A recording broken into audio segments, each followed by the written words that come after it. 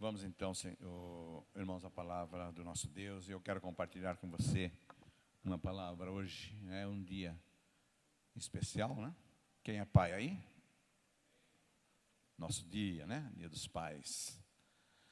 Se bem que dia dos pais são todos os dias, mas separaram o dia de hoje para honrar os pais, né?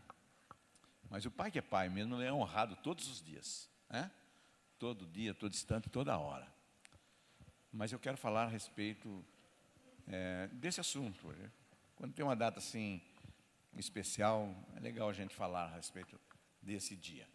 Então eu quero falar a respeito dos pais propriamente, eu quero falar de lar, de casa, mas indiretamente, ou diretamente, melhor dizendo, vamos falar dos pais. Eu quero que você abra sua Bíblia aí em Mateus, no capítulo 10. E o tema dessa mensagem você está vendo aí, casa ou lar. O que nós estamos construindo? Tem muita gente que está construindo casa e está esquecendo de construir lar. A casa é importante, mas o lar é mais importante ainda. Se não tiver um lar para estar dentro de uma casa, a casa não serve para nada. É sobre isso que nós vamos compartilhar essa noite. Sobre a importância que tem o lar. Acompanhe comigo então.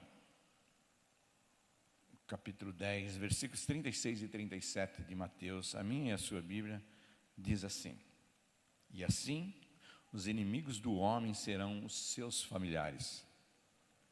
Quem ama o pai ou a mãe mais do que a mim, não é digno de mim. E quem ama o filho ou a filha mais do que a mim, também não é digno de mim. Amém? Vamos orar, vamos pedir para Deus abrir o nosso coração, nosso entendimento, e que nós possamos aprender dessa noite mais uma porção do Senhor. Senhor Deus, nós oramos em nome de Jesus.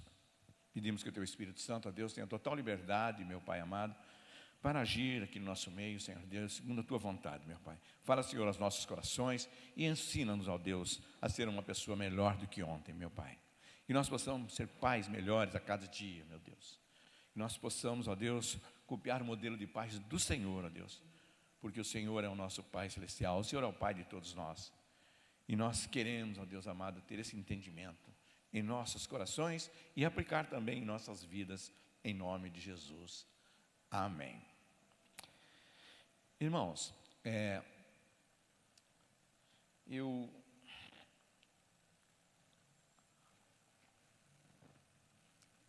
eu sei que aqui tem muitos pais excelentes, pais que dão um grande testemunho, um grande exemplo para os seus filhos, seus familiares.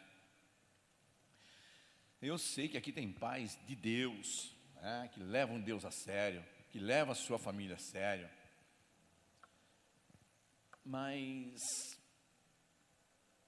se eu falar para você, se eu encher tua bola e falar todas essas coisas que talvez você gostaria de ouvir essa noite aqui nesse lugar, talvez você saísse daqui da mesma forma que você entrou e talvez você não tivesse aprendido nada.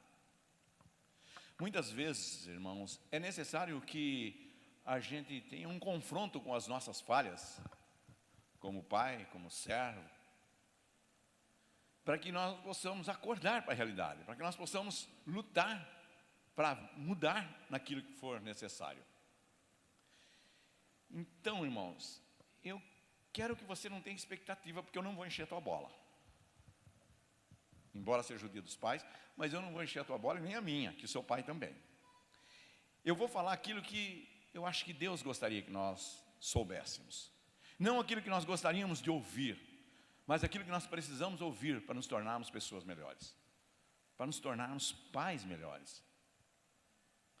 Lá em Lucas, no capítulo 10, ou melhor, no capítulo 17, versículo 10, tem um texto que diz assim, olha: Vós, quando fizerdes tudo o que for mandado, ou melhor, aquilo que é nossa obrigação, então nós somos servos inúteis, porque fizemos somente aquilo que deveríamos fazer. Irmão, se nós fizermos nosso papel de pai bem feito, e formos um bom pai, Segundo a palavra de Deus, irmão, nós não estamos fazendo mais que a nossa obrigação. Esse é o nosso papel de pai. O que não é nosso papel é ser um pai relapso, relaxado, desleixado ou qualquer coisa assim. Mas ser um bom pai é a nossa obrigação como pai. Se nós um dia decidimos ter filhos, então nós temos que exercer a nossa função de pai exemplar, de bom pai. E é por isso que eu insisto em dizer que nós não temos que ouvir aquilo que nós gostamos de ouvir, mas nós temos que ouvir aquilo que nós precisamos ouvir, para que nós possamos, volto a repetir, aprender a ser pessoas diferentes. Então, irmãos, embora aqui tenho certeza que aqui só tem pais, bons pais, pais que dão exemplo, pais excelentes. Embora a gente saiba disso, nós vamos olhar um pouco para dentro de nós mesmos, com alguns predicados que são importantíssimos aos pais e muitas vezes passa despercebido e nós não observamos. Quando o texto fala aqui que os inimigos do homem, são aqueles da sua própria casa, no texto que nós lemos aqui, porque quem ama o pai e a mãe mais do que eu, e o filho e a filha mais do que eu, não é digno de mim, o Senhor Jesus disse. Dá a impressão que nós não podemos ou não devemos amar os nossos entes queridos e só amar a Deus. Mas não é isso que o texto está dizendo. Deixa eu deixar bem claro aqui, para que não haja nenhuma distorção. O texto está dizendo aqui, esse amar mais aqui, aquele que ama o seu filho, a sua filha, mais do que a mim, Jesus disse, não é digno de mim. Esse amar mais aqui, não quer dizer que nós não temos que amar os nossos filhos, nossos entes queridos. Esse amar mais aqui apenas quer dizer que nós devemos colocar Deus em primeiro lugar em nossas vidas, em nossa casa, em nosso casamento, em nossa família. É isso que o texto nos chama, para isso que o texto nos chama a atenção. Então, embora não pareça, mas esse texto tem tudo a ver com os pais. Embora fale do pai, da mãe e dos filhos, mas ele tem tudo a ver com o pai, porque o pai é o responsável direto pelo lar. O pai é o líder, é o sacerdote, é aquele que Deus escolheu para fazer de um lar um pedacinho do céu. Foi aquele que Deus escolheu para abençoar com filhos, porque confiou na mão dele pessoas, vidas. Confiou que ele pudesse dar o melhor de si, para fazer do seu lar, da sua família, realmente exemplo. Então, irmãos, o texto diz assim, o título diz assim, casa ou lar, o que nós estamos construindo? O que nós, como pais, estamos construindo? Em primeiro lugar, é preciso a gente saber a diferença que existe entre a casa e o lar, né? A casa, por exemplo, é construída com cimento, areia e tijolos. Foi assim que você faz uma casa. E mais alguns elementos, mas basicamente esses elementos. Agora, um lar não. Um lar é construído com valores, princípios e muito amor. É assim que se constrói um lar. Diferente de uma casa. Casa é lugar onde as pessoas buscam, e todos querem uma casa por causa do abrigo, querem se abrigar. Eles querem estar protegidas das intempéries da vida. O lar não. O lar é um lugar onde nós buscamos aconchego. O lar é um lugar onde nós nos sentimos bem, independente de qualquer circunstância, nós nos sentimos bem. A casa, a gente junta um dinheiro ou faz uma prestação, vai lá e compra. Um lar não. O lar nós temos que construir no nosso dia a dia, com nossas atitudes, com o nosso testemunho de vida, com o nosso temor de Deus, com nossos princípios que estão fundamentados na palavra de Deus. Nós temos alguns irmãos aqui que vendem casa. Mas pergunta para ele se ele vende um lar. Não tem como comprar um lar. Casa sim, nós compramos, mas um lar jamais. A casa, irmãos, se ela for destruída, ela nos dá um bom prejuízo. Mas um lar destruído, o prejuízo é muito maior. O prejuízo é incalculável, é imensurável. Não se pode medir por quanto tempo vai esse prejuízo. Portanto, sempre que eu falar na nossa ministração aqui, sempre que eu falar de casa ou de família, ou melhor, de família, entenda lar. Porque essa palavra lar a gente quase não usa, a gente usa mais família. Então, sempre que eu mencionar família aqui, eu falar de família, você entenda que nós estamos nos referindo a um lar. E como eu disse, esse texto tem muito a ver com o lar e principalmente com o pai, que é a figura principal na manutenção e na estruturação de um lar. E nós vivemos, irmãos, um tempo muito difícil. Nós vivemos, na verdade, uma crise familiar. Nós vivemos uma crise nas famílias. As famílias estão meio que perdidas, sem saber para onde vão. Nós temos visto um modelo de família que não é família nem aqui nem na China. Nós temos visto alguns modelos de família aí, e tem alguns crentes que estão até concordando com isso, que jamais poderá concordar com umas coisas dessas. Haja visto que, hoje, no Dia dos Pais, a figura que vocês viram que colocaram como símbolo da paternidade é uma mulher. Por aí vocês vão no Dia das Mães, que vai ser o Vittar lá, o Pablo Vittar. Estou enchendo o saco, irmão. Isso aí é o que estou falando. Mas do jeito que o negócio anda, não podemos duvidar em nada. Tamanha é a bagunça, a confusão que estão formando nesses valores. E nós estamos no meio disso.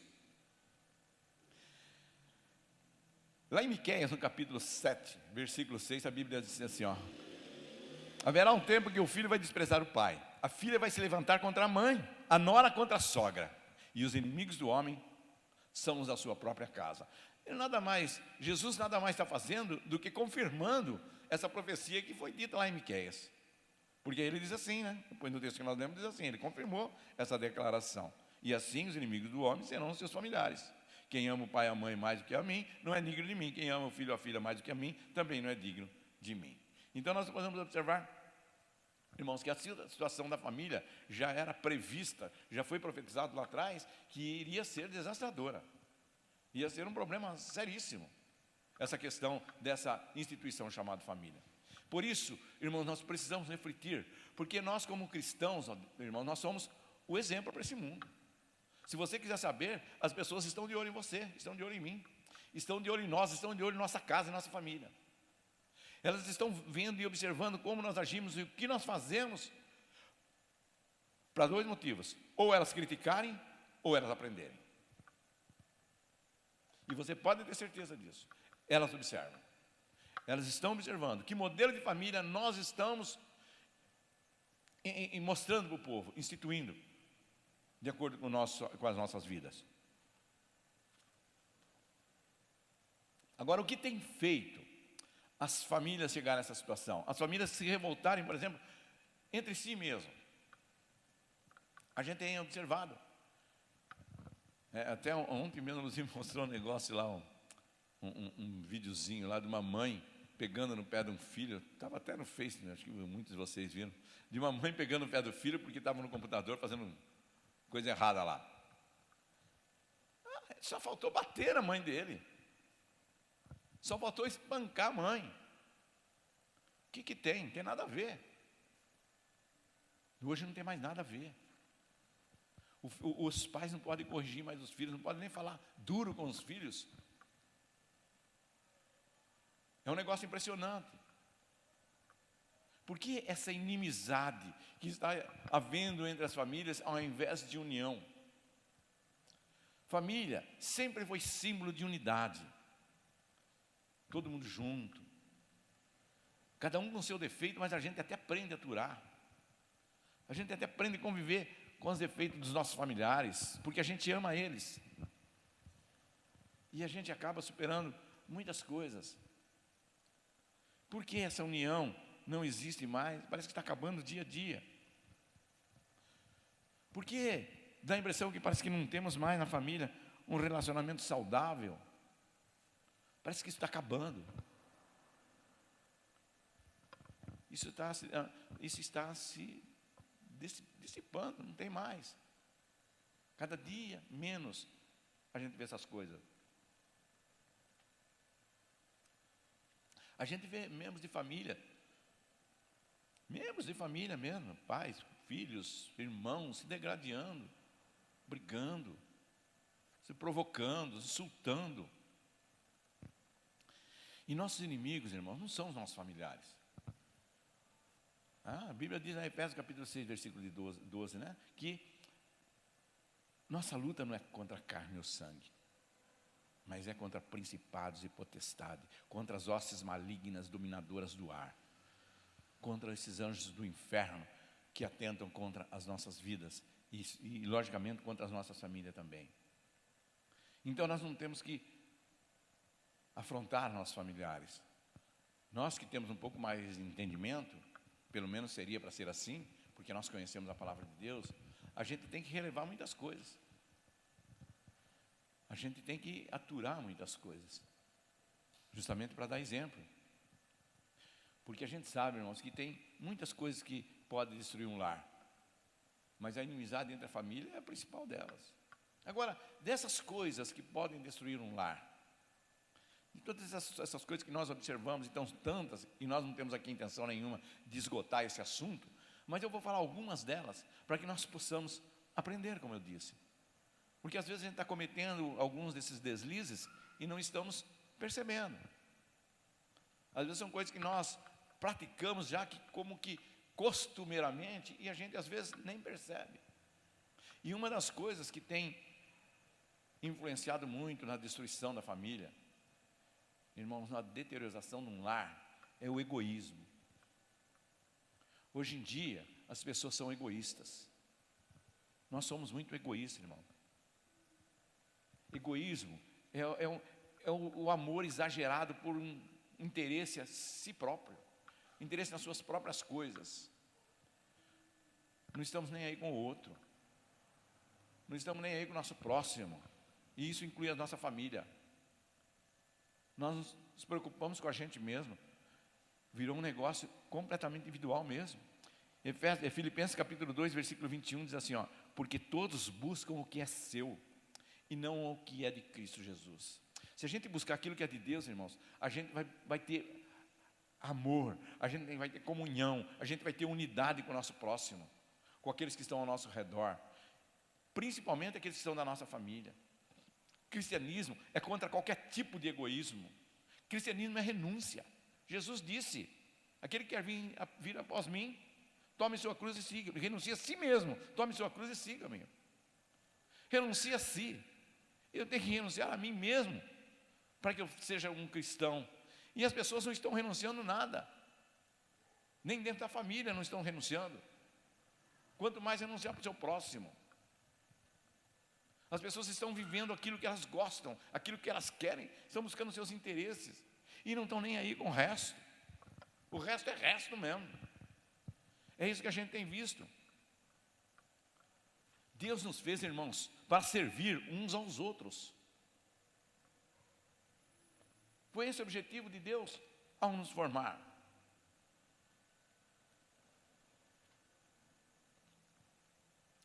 Irmãos, quando nós tocamos algo, nós deixamos ali as nossas impressões digitais.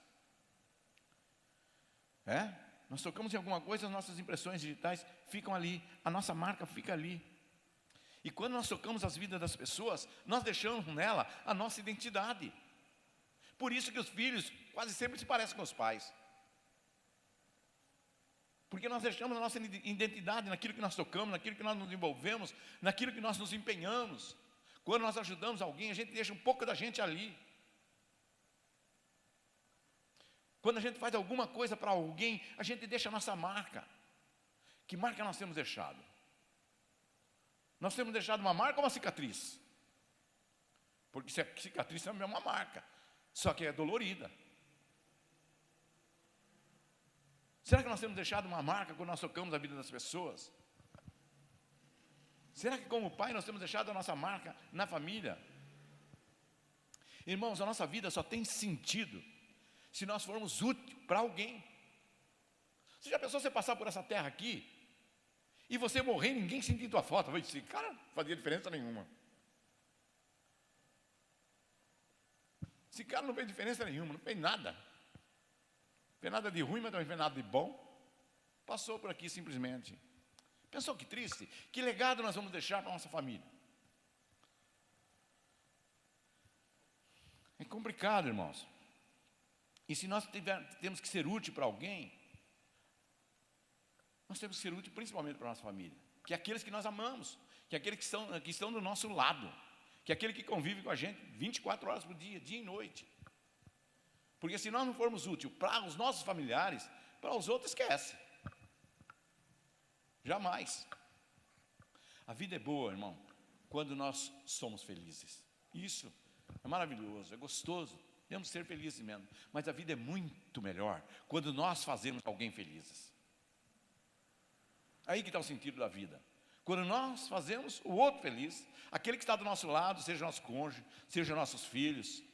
E quando eu falo deixar nossos filhos felizes, irmão, nós como pai, nós não temos que concordar com tudo com eles, não.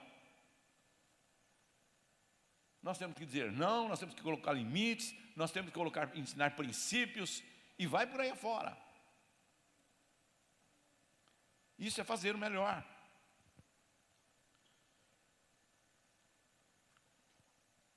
Na natureza, olha como Deus fez. Na natureza, nada vive para si mesmo. Olha que interessante. Deus fez todas as coisas, mas nada do que Ele fez vive para si só.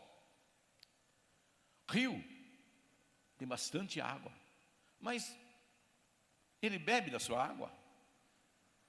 Não, ele tem água para nós, para as plantas. Ele tem água para os animais. Ele tem água para o planeta, para que a chuva venha, para que ela se evapore. Ele não precisa da sua água. Ele tem água, mas ele não precisa. É para nós que usamos a água dele. As árvores frutíferas não comem do seu próprio fruto. Elas não têm fruto para elas mesmas. Elas dão fruto para nós. Elas dão fruto para os animais. Tudo que Deus fez, Ele não fez para que a pessoa usasse, para que fosse dela mesma. Ela fez para a gente compartilhar, para a gente dividir. As flores não produzem um perfume para elas. São os outros que desfrutam desse perfume. O sol não brilha para si só. Brilha para nós. Brilha para o planeta. Tudo que Deus fez, irmão. Jesus não se sacrificou por Ele mesmo. Jesus não precisaria ir para a cruz, irmãos. Ele foi por mim e por você.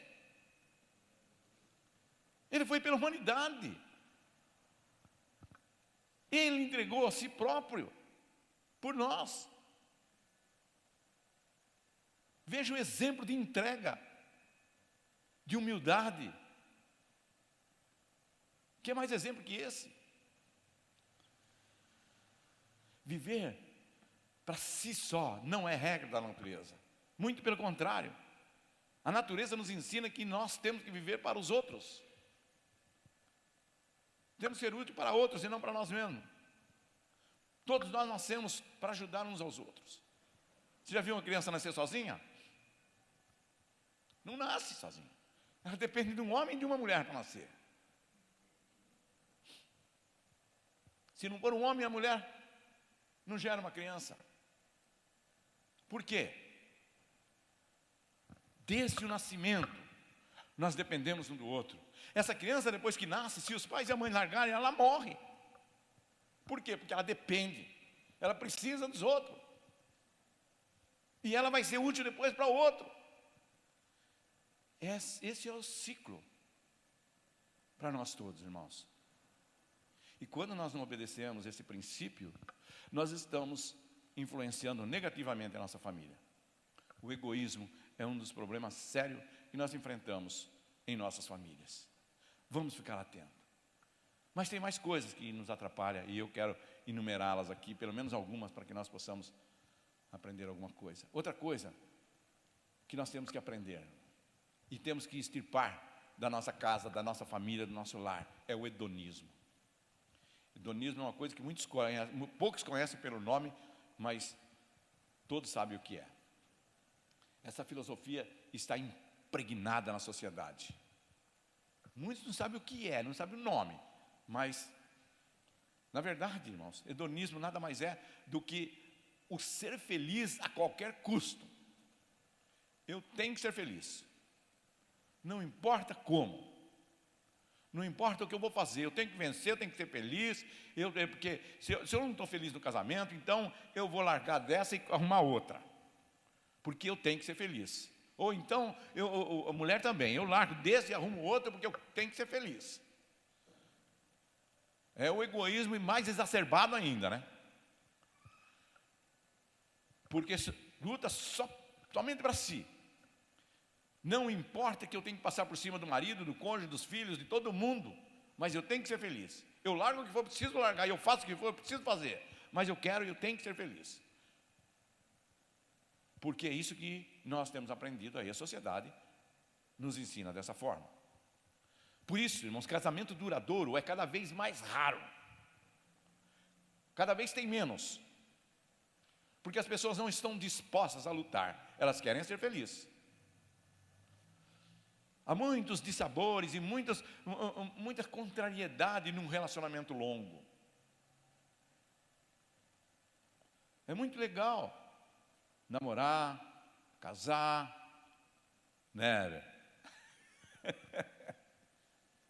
Né, Kaique? Tem que ser assim mesmo, nosso projeto é esse mesmo, namorar, casar e ter filhos, sem dúvida nenhuma.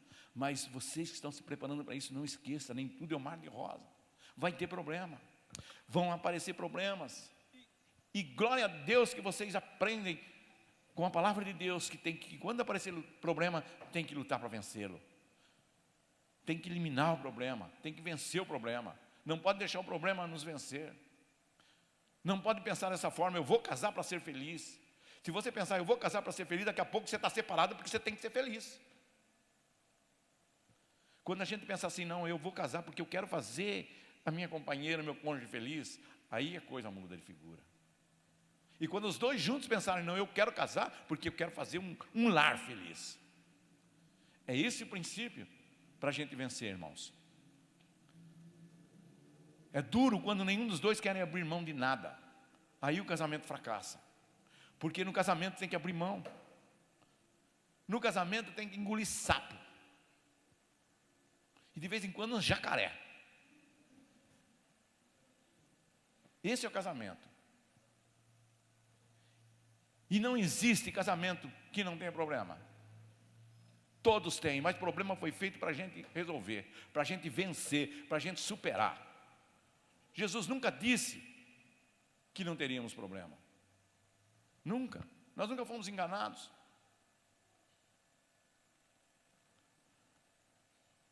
Nós enfrentamos problemas, é natural. E a Bíblia diz, por se multiplicar a iniquidade, o amor de muitos esfriaria. E aí vai. As pessoas querem ser felizes, egoísmo, hedonismo, entram no pecado, cometem iniquidade, o amor esfria, e aí vai, por aí afora. É esse o resultado do hedonismo. Do eu quero ser feliz, eu tenho que ser feliz a qualquer custo, não importa o preço. Isso não dá em nada, irmão. Isso aí é uma teoria, ideologia, filosofia, sei lá o que, do inferno, para destruir casamento, para destruir vidas. Porque nessa, os caras entram na droga, nessa os caras entram no vício da bebida, nessa o cara entra no vício da prostituição, da pornografia e vai por aí afora.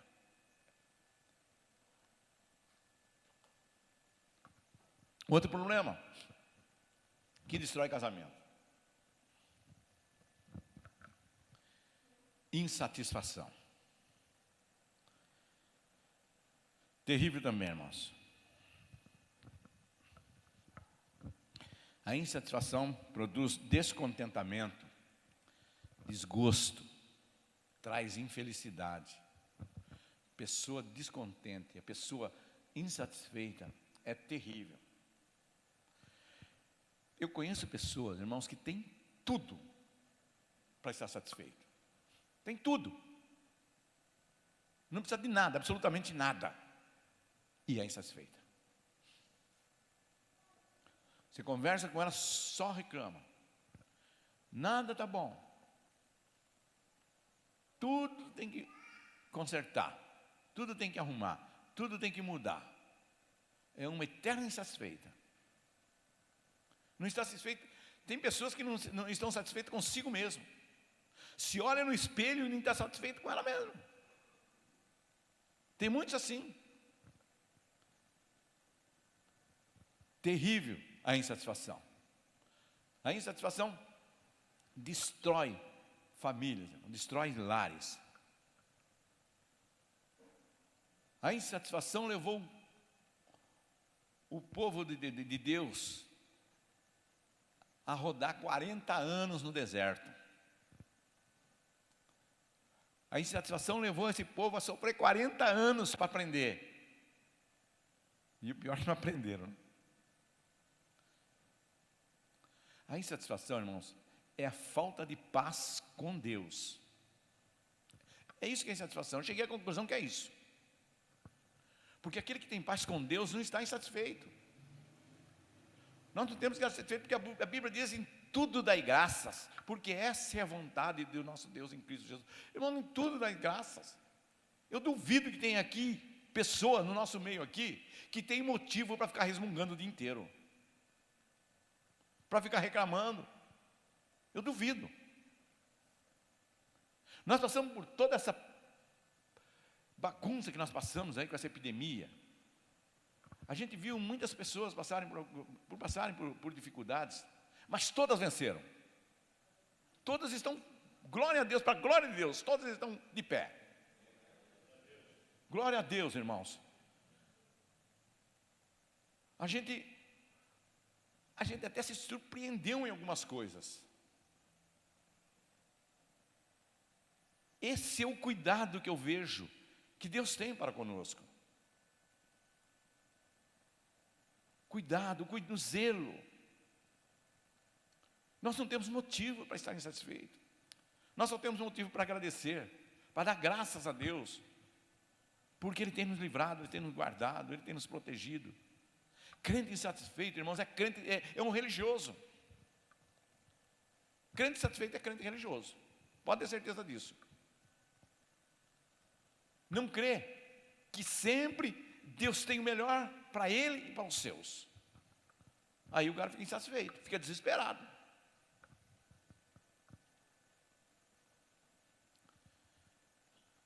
Em Judas, no versículo 16, porque Judas só tem um capítulo, tem um texto que diz assim, o versículo 16, diz assim, ó: esses homens são murmuradores, insatisfeitos com sua sorte, andam segundo os seus próprios desejos, e cuja boca diz coisas muito arrogantes, vão atrás de pessoas por causa dos seus interesses. Olha que terrível, irmão. Nunca está contente com nada. Andam segundo os seus desejos. De sua boca saem coisas arrogantes, vão atrás de pessoas por causa do interesse. Irmão, você bota na tua cabeça uma coisa, olha. Se existe uma instituição que Deus colocou no mundo e deseja ardentemente que tenha sucesso, é a família. Deus deseja ardentemente que a família tenha sucesso. Portanto, se algo acontecer no seu lar, na sua família, e o seu casamento, por um acaso, não der certo, você pode ter certeza que a culpa não é de Deus. E se não é de Deus, logo, é dos dois que estão envolvidos. Ou é de um, ou é do outro, ou é de ambos.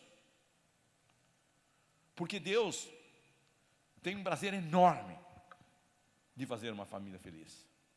Sempre que eu converso com os irmãos, com os casais a respeito de casamento, eu faço questão de dizer isso, porque isso aí é uma coisa que está embutida nos princípios de Deus.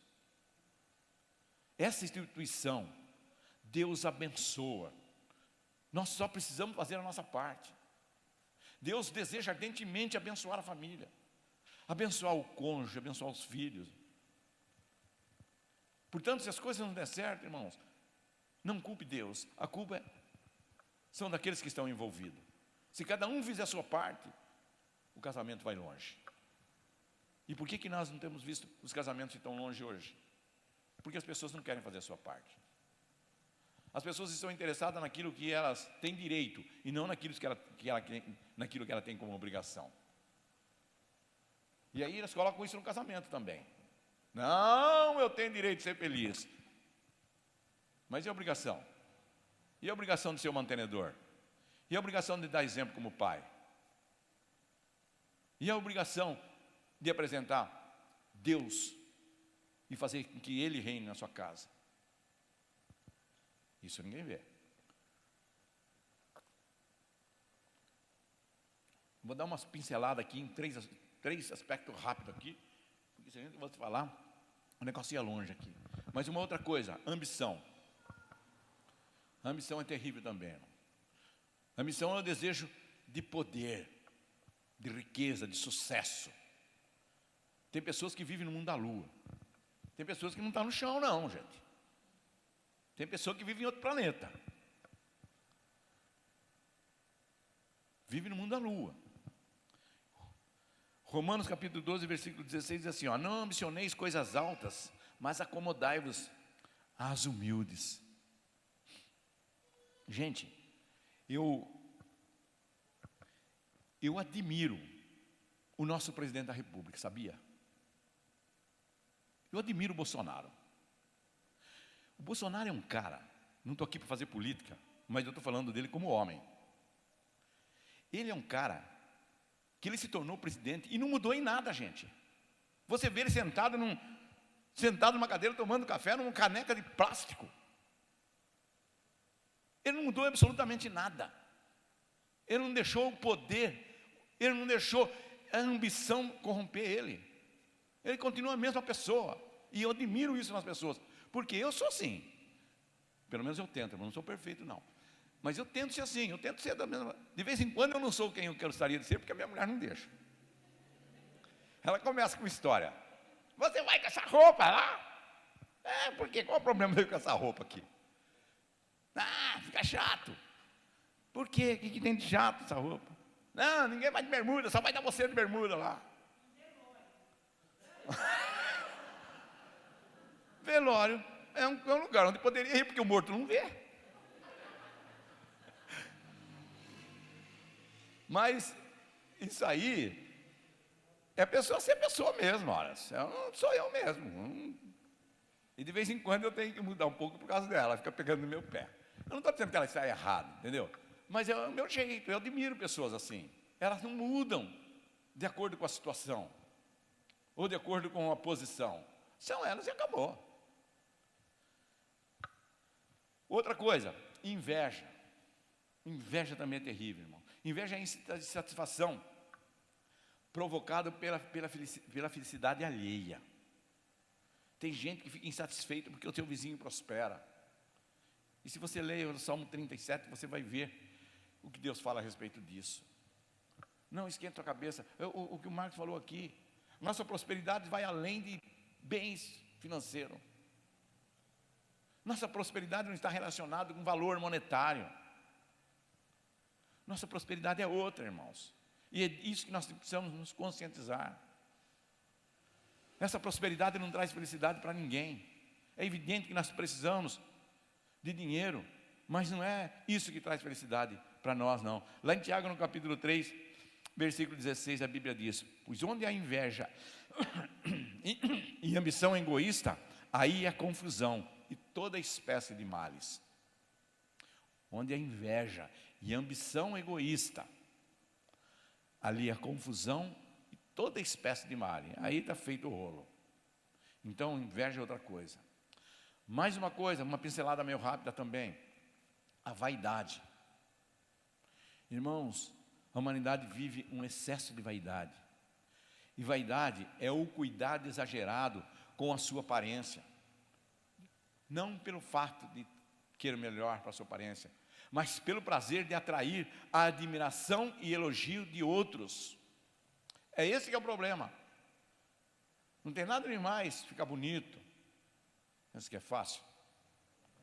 Mas a questão é a motivação, irmão, muitas vezes. Muitas vezes é com motivação errada. É legal se arrumar bonitinho, se ajeitar. Não tem nada de errado nisso, as mulheres gostam muito disso, sem problema nenhum. Não tem nada de errado disso. A questão é que muitas vezes a motivação é errada. E aí, irmão, sabe? Fica lá no Facebook. Ah, essa não ficou boa. Sabe, irmão, para quê? É para o marido isso? Não. O marido você faz isso em casa. Mas essas pessoas que fazem isso lá no Facebook, não faz nada para o marido em casa, não. Infelizmente. É para mostrar para os outros. Isso aí não é bom, irmão. Isso aí dá uma conotação errada, principalmente para nós que somos cristãos. Essas coisas têm que ser tiradas do nosso meio. Filipenses, no capítulo 2, versículo 3, diz que ninguém faça por ambição, egoísmo ou por vaidade. Ninguém faça nada por ambição, egoísmo ou por vaidade, mas com humildade. Vaidade, irmãos, no dicionário, olha o que diz que é no dicionário: substantivo feminino de inútil, frívolo, tolo e fútil. Embora essa questão da vaidade esteja mais relacionada com a mulher, Salomão se perdeu por causa da vaidade. Então não é uma característica somente da mulher, é do homem também. Porque tem homem que vai lá na academia e depois chega em casa e fica lá no espelho.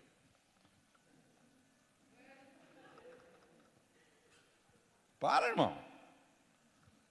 O homem é um saco de batata. Né?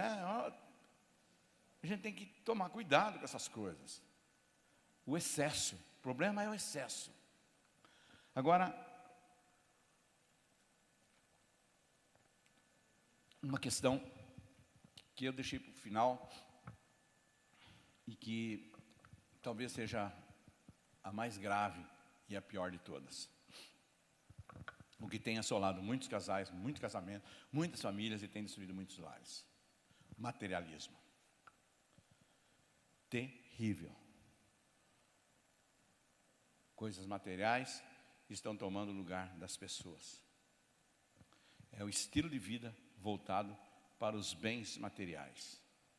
É evidente que nós precisamos dos bens materiais. Temos que lutar por ele, sem dúvida nenhuma. Eu não estou aqui dizendo que nós não temos que buscar essas coisas. Temos sim. E é por isso que nós trabalhamos.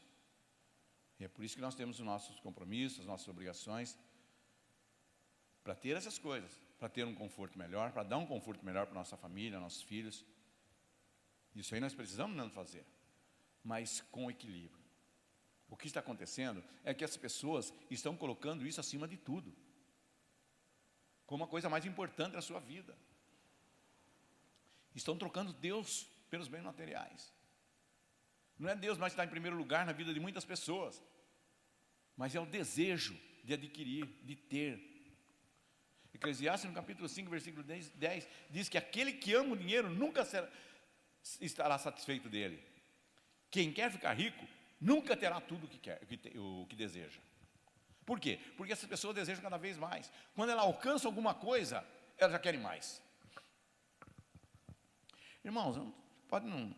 Tem muita gente que não me conhece aqui, mas eu já fui bem de vida.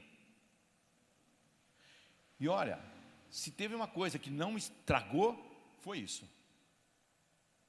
Até me deu um tombo, mas eu me levantei e permaneço firme até hoje. Eu não deixei o dinheiro entrar no meu coração. Não entrou. Até hoje não entrou no meu coração o dinheiro. Eu sou bem equilibrado nas minhas coisas, mas o dinheiro não está em primeiro lugar, não. De jeito nenhum. Eu não deixei, lutei muito contra isso. Porque o desejo da gente, quando a gente tem alguma coisa, é sempre querer mais, viu? Fique esperto, é sempre querer mais. E eu sou capaz de afirmar aqui, que todos aqui têm mais do que precisa. sem exceção. Todos nós aqui temos mais do que precisamos. E, no entanto, tem gente se arrebentando para ganhar mais, para conseguir mais, para comprar mais, para possuir mais. Isso é um perigo. Isso interfere no casamento. Esse tempo é roubado de algum lugar. Esse tempo que você está ralando lá para conseguir ganhar mais, para adquirir bens, você está tomando ele de algum lugar, ou seja de Deus, ou seja do cônjuge, ou seja dos filhos, de algum lugar você está tirando esse tempo. Você pode ter certeza disso. Não é aleatório esse tempo, ele é tirado de algum lugar. Trabalha demais muitas vezes e cuida de menos na família. Aquilo que era para você investir na família, muitas vezes você está investindo para você adquirir alguma coisa lá. Depois o preço que você vai pagar por isso não vale a pena, vai ser mais caro do que aquilo que você ganhou, viu? Você pode ter certeza disso. Por isso que Mateus 6, versículo 19 a 21 diz assim, ó: não junteis tesouro na terra, onde a traça e a ferrugem tudo consomem, e onde os ladrões minam e roubam, mas ajuntai tesouro no céu, onde nem a traça nem a ferrugem consomem, e onde os ladrões não minam nem roubam, porque onde estiver o vosso tesouro, ali também estará o vosso coração. Então, irmãos, quando a gente entrega muito a nossa vida para algo, o nosso coração está naquilo. E aí a gente dá valor somente nas coisas materiais e não liga, não está nem aí com as coisas espirituais. Só se preocupa com aquilo que pode ganhar e com aquilo que pode lucrar. Esposa e filhos ficam para segundo plano. Se der tempo, eu faço. Se der tempo, eu vou. Se der tempo, isso, se der tempo, aquilo. Mas nunca dá tempo, porque o seu tempo tem dono. E aí, quando morrer, vai levar todos esses bens no caixão. Que aproveita o homem ganhar o mundo inteiro e perder a sua própria alma. Irmão, não tem preço o bem-estar da sua família, do seu casamento. Não tem preço. Não tem salário que pague. Não tem hora extra que vale a pena. É evidente que tem casos e casos. Não estou aqui generalizando, mas tem casos e casos. Cada um sabe de si. Eu não estou aqui julgando ninguém. Eu estou aqui colocando uma situação para cada um olhar para dentro de si. Como eu falei no início, para nós olharmos para nós mesmos. Porque eu vou te falar uma coisa, irmão. Casar é fácil, facílimo. O difícil é permanecer casados.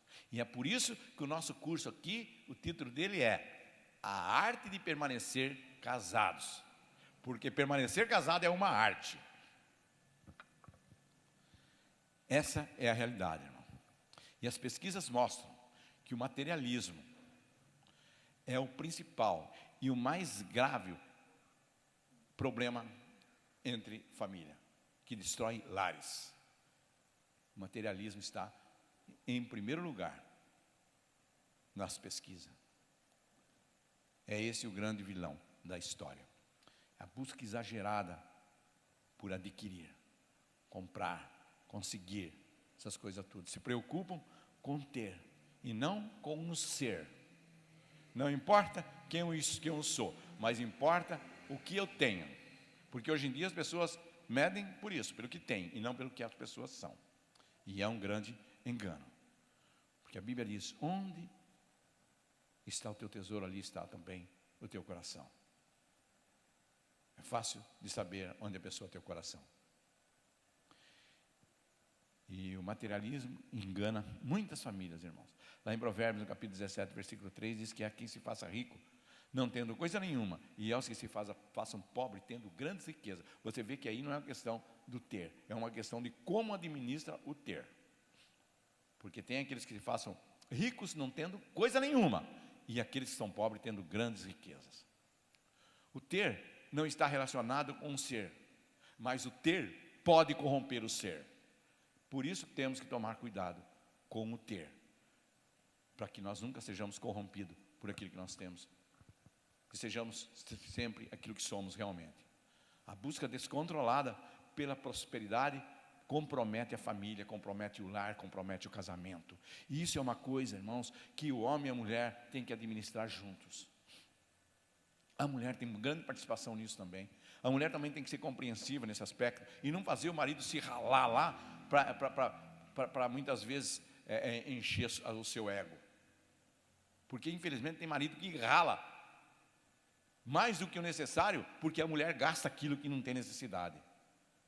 Os dois têm que estar afinados nisso. A mulher às vezes, irmão, ela é tão útil em casa como trabalhando fora.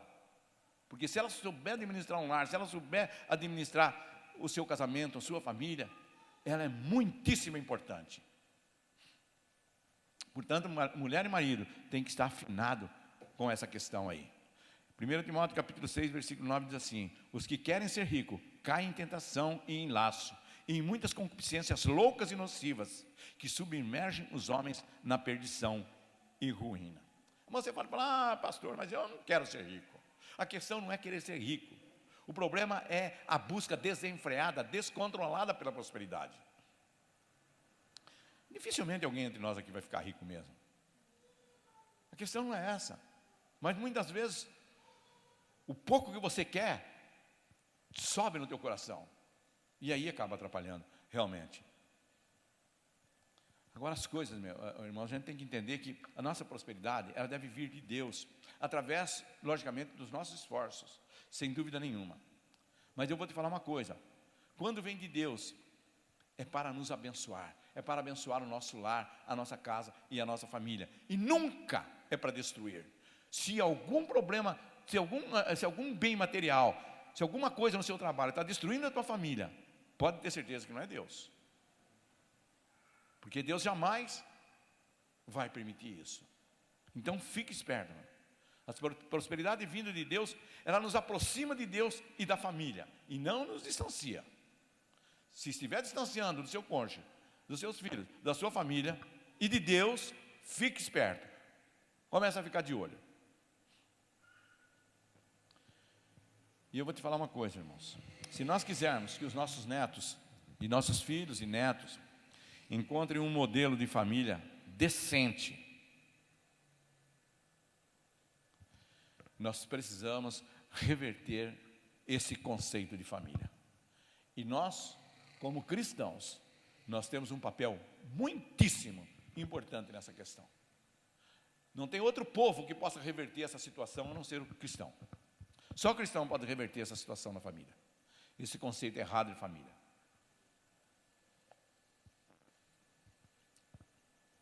Só tem um tipo de família que pode dar certo. Só um tipo de família que vai dar certo, irmãos. É a família alicerçada em Deus, que está lá em Mateus no capítulo 7, versículos 24 e 27. Todo aquele, pois, que escuta essas minhas palavras e as pratica, assemelhá-lo-ei ao homem prudente que edificou a sua casa sobre a rocha. E desceu a chuva e correram os rios, e sopraram os ventos e combateram aquela casa, e não caiu, porque estava edificada sobre a rocha. E aquele que ouve as minhas palavras e não as cumpre, compará-lo-ei ao homem insensato, que edificou a sua casa sobre a areia. E desceu a chuva e correu os rios, e assopraram os ventos e combateram aquela casa, e caiu, e foi grande a sua queda. Embora aqui esteja falando da casa física, mas tem tudo a ver com o lar aqui. Esse texto é muito bem abrangente nessa questão. É o lar, é família. Nós temos que ter a nossa família alicerçada na rocha. Senão, ela vai ruir, irmãos. Se a nossa família, se o nosso lar estiver alicerçado em Deus, ela pode resistir qualquer tempestade. Pode vir chuva pesada. Pode vir tempestade. Que você pode ter certeza que vai resistir. Eu vou fazer o mês que vem 45 anos de casado. Glória a Deus. No dia do casamento do Weber, nós vamos fazer 45 anos de casado. Mas você pode pensar assim: não teve problema. Não tive mesmo. 45 anos de problema, de vida, de relacionamento sem problema. Onde vai existir isso? Problema sério. Nós estamos aqui, ó. Tudo bem que nossos filhos abandonaram a gente, mas não aguentaram nós. Mas nós estamos aqui, ó. Eu e minha esposa estamos aqui, junto, desde o primeiro dia que nós casamos, até hoje. Enfrentamos todas as dificuldades, todos os problemas, toda a adversidade. E estamos aqui, para a glória de Deus e para a nossa alegria. Precisamos lutar por isso, irmãos. Precisamos lutar por isso. Nós precisamos fazer o nosso casamento valer a pena. Não é com qualquer dor de barriga, com a primeira unha encravada, que se sai de um relacionamento desse. Temos que alicerçar nosso casamento em Deus. Ele é a nossa rocha, irmãos. Deus tem propósito na família, na minha e na sua. Deus tem propósito em nós. Família ainda é o grande projeto de Deus. Deus não vai abrir mão dessa instituição nunca. Família é a base da igreja. Você já viu uma igreja sem família? Não tem. Família é a base da igreja, irmão. E Deus escolheu você e eu para nós fazermos parte desse projeto, para a gente estar incluído em tudo isso. E a igreja existe, irmãos, para levar esse ensinamento, para que nós possamos aprender através da palavra e possamos passar isso lá fora, para as outras famílias, para as outras pessoas, para os outros casais. Só assim que vai haver uma mudança. Senão não haverá mudança. Existem princípios, irmãos, que nós só aprendemos, princípios relacionados a Deus e a família, que nós aprendemos só na igreja, nós não aprendemos lá fora. A sociedade não vai ensinar isso, a televisão não vai ensinar isso, a internet não vai ensinar isso, o jornal não vai ensinar isso, nada, o Facebook não vai ensinar isso, nada vai ensinar isso. Esses princípios é só na igreja, através de Deus. Deus usa a igreja para que isso aconteça, irmão. Conduzir a família em vitória é algo sobrenatural. Você pode ter certeza, é milagre de Deus. Mas eu vou te falar uma coisa. É sacrificado, é luta, realmente, mas vale a pena. E só quem vive o sobrenatural de Deus, irmãos, pode obter essa vitória, ninguém mais. E é por isso.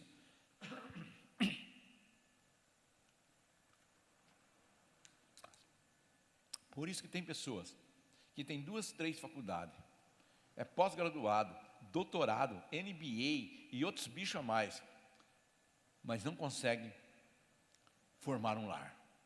Não conseguem muitas vezes manter um lar. Tem pessoas, irmão, que administram grandes empresas e até nações, mas não conseguem administrar a sua própria família. A gente já cansou de ver isso.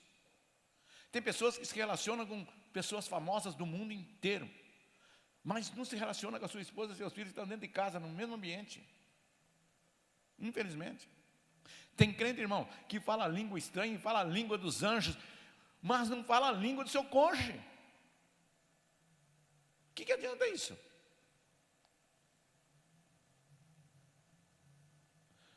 Todo aquele, pois, que escuta as minhas palavras e as pratica, semelhá-lo-ei ao homem prudente que edificou sua casa sobre a rocha. Feche teus olhos, baixe tua cabeça por um momento. Irmãos, e pense nisso. Irmão, nós não estamos aqui com o objetivo de criticar ninguém, não. Mas é aquilo que eu falei no início, irmãos. Nós temos que ouvir. Nós temos que ouvir aquilo que muitas vezes a gente não gosta, para que nós possamos ser uma pessoa melhor e diferente. Não existe uma faculdade, irmãos, para que nós possamos aprender a construir o nosso lar. Nada pode nos formar dessa forma. Essa responsabilidade Deus deu para os pais. São os pais. Os pais é o grande responsável em conduzir um lar em vitória, irmão.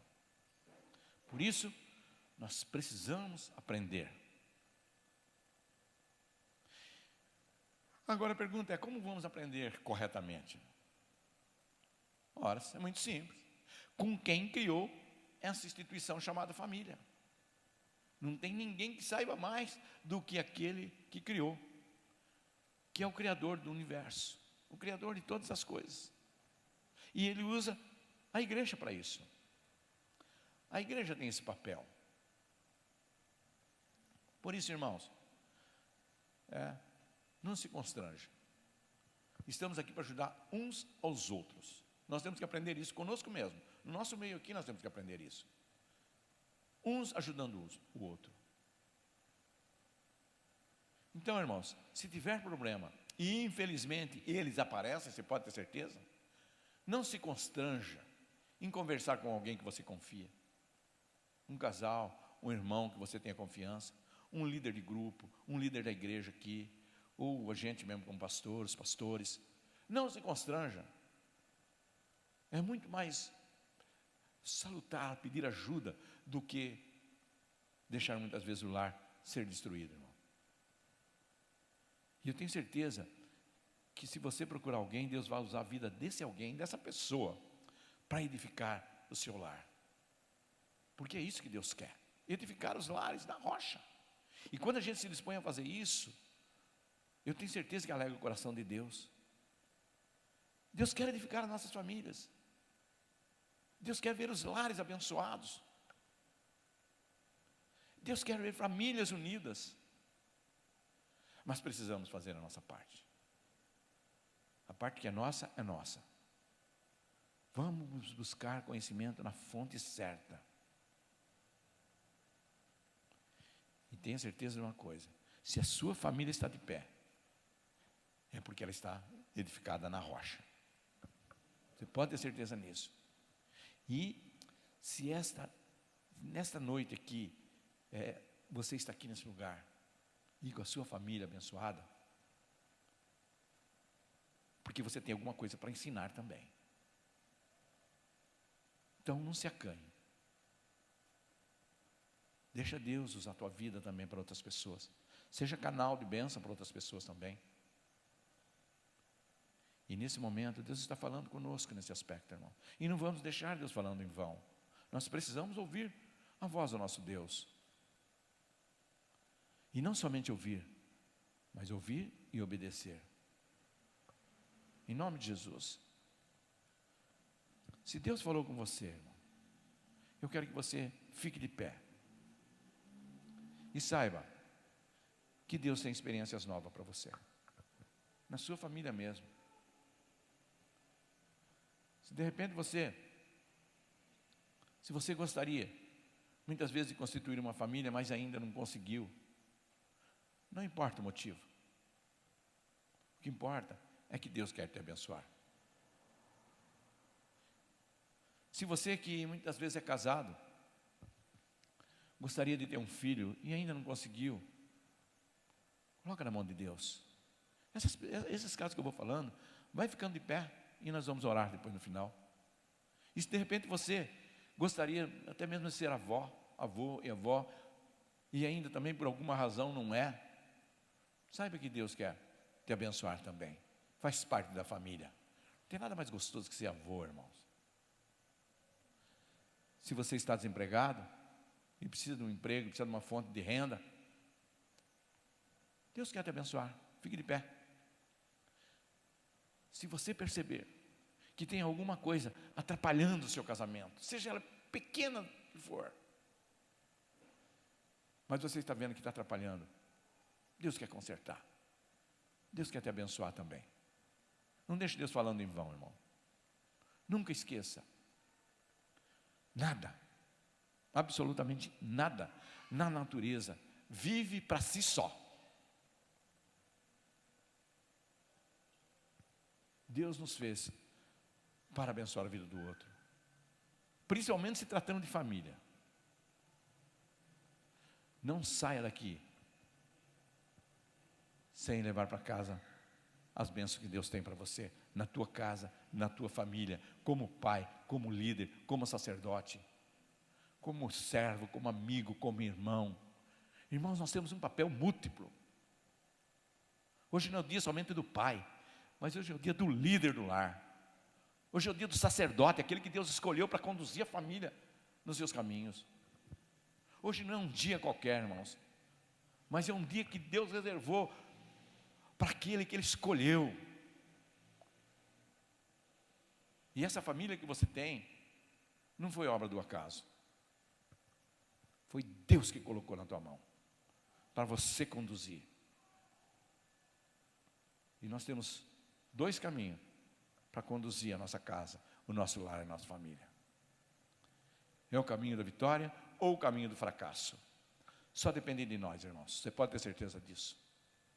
Quero orar com você que está de pé, em nome de Jesus. Nosso Deus é poderoso para fazer infinitamente mais do que tudo que nós pensamos, pedimos ou queremos.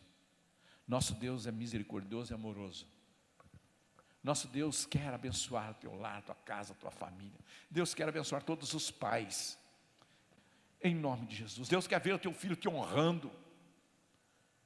Deus quer ver a tua esposa te honrando.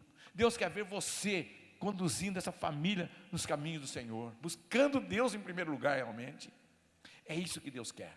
É isso que Deus espera de mim e de você, em nome de Jesus. Senhor Deus, aqui estão os meus irmãos e as minhas irmãs, Pai. Essas pessoas que aqui estão de pé, Deus querido, que por algum motivo foram tocados pelo poder do Teu Espírito Santo, ó Deus amado. Essas pessoas, ó Deus amado, que eu tenho certeza que são pessoas excelentes, são pessoas que fazem o melhor e dão o melhor de si, meu Pai querido, para a sua casa, para o seu lar, para a sua família, Deus. Mas muitas vezes, meu Pai querido, como nós somos falhos, nós erramos. Até mesmo sem perceber, até mesmo sem querer, mas nós erramos, nós pecamos. E eu quero em nome de Jesus, ó Deus, que o Teu Espírito Santo, ó Deus, fale conosco, nos dê a direção correta para o nosso casamento, a nossa família, e para que nós possamos ser pais, varões valorosos, líderes e sacerdotes, honrando primeiramente o Teu nome e depois a nossa família, em nome de Jesus. Senhor, abençoa cada um, Pai. Dê graça para cada um, Senhor, em nome de Jesus. E faça, Senhor, dessas famílias, desses lares, um pedacinho do céu, meu Pai. Em nome de Jesus, atende o anseio, o desejo desses corações, meu Deus. Em nome de Jesus, meu Pai. E que aquilo que vai nesses corações, que possam ser, ó Deus, através da Tua misericórdia, ser alcançado, meu Pai. Eu oro, Senhor Deus, e peço as bênçãos do Senhor sobre a vida deles. Em nome de Jesus, para a Tua glória. Aplaudo o Senhor. Amém. E glória a Deus. Aleluia.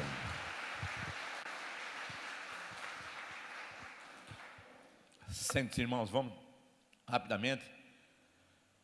A ceia do Senhor. Hoje é dia de ceia. Vamos cear. Os irmãos que nos ajudam com a ceia, por favor, estejam tomando seu lugar.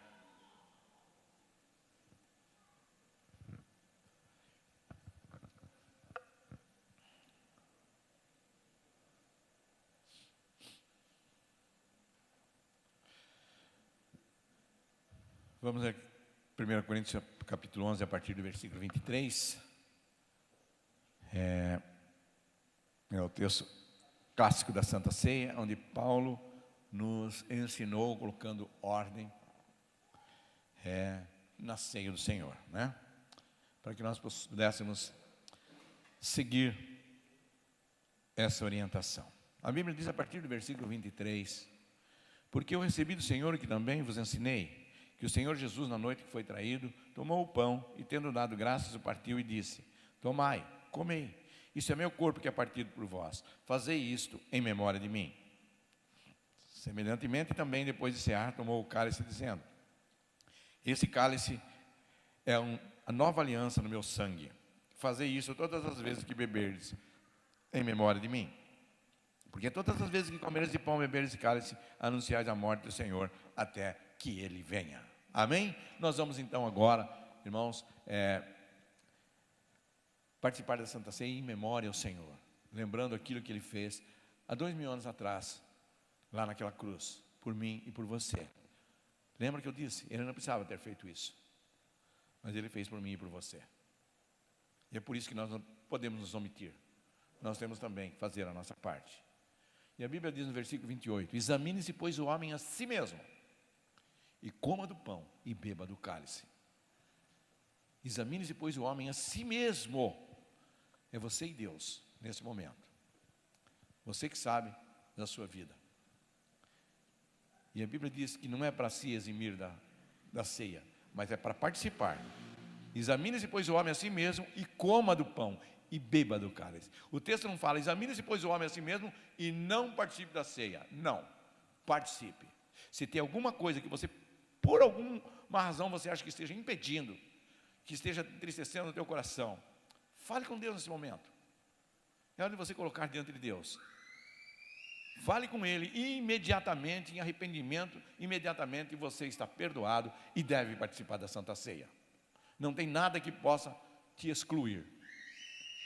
A Santa Ceia é um momento de inclusão e não de exclusão. Portanto, coloque-se diante de Deus. Fale com o Pai. Não é para mim que você tem que falar, mas é para Deus.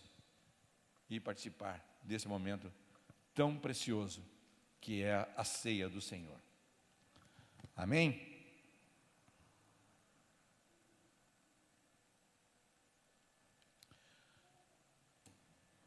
Amém, irmão? Então vamos orar e abençoar esses elementos. Deus e Pai, nós oramos e abençoamos em nome de Jesus esses elementos, Pai. São apenas pão e suco de uva, Deus, mas a partir desse momento simbolizam o teu corpo e o teu sangue, Deus. Em nome de Jesus, que todos nós, ao participarmos desse momento solene, Deus querido, possamos trazer à nossa memória aquilo que Jesus fez lá naquela cruz, há 2000 anos atrás, e entregou e derramou seu sangue por nós. Amém. Glória a Deus. Podem servir.